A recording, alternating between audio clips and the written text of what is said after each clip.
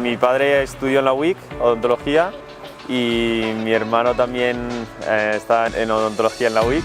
Lo que hacemos es en la Cubo, tú tienes un paciente y tienes que enfocarlo desde el principio hasta el final. Ver el resultado clínico y además la satisfacción del paciente, pues esto al final llena mucho.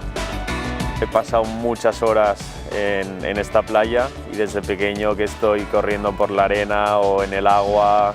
Entonces tú vas viendo a las otras generaciones un poco más mayores que tú que hacen windsurf, que hacen surf, entonces al final acabas queriendo hacer lo mismo. Yo empecé haciendo bodyboard y a los 8 o 9 años hice un viaje a San Sebastián y allí probé a hacer surf con mi familia y pedí una tabla para Reyes.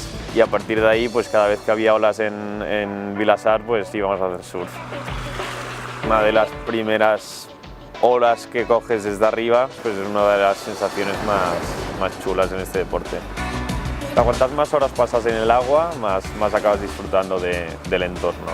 Pensando en tus cosas, un poco evadirte y también a la vez pues estar con más gente en el agua y formar un grupo. A mí me ha permitido tener como una familia. El primer viaje que hice de surf con mis amigos a los 14 años cogimos un bus y nos fuimos a Asturias. Hay países y sitios donde supongo que todo surfista querría ir, tipo Bali o Sudáfrica o sitios de estos, pero yo creo que como en casa no he surfeado en ningún lado.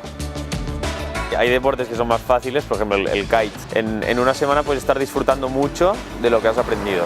El surf, por ejemplo, requiere muchas más horas y mucha más práctica. Pero no es un deporte que digas voy a pasarlo mal hasta que no sepa. O sea, de cada etapa disfrutas a tu manera.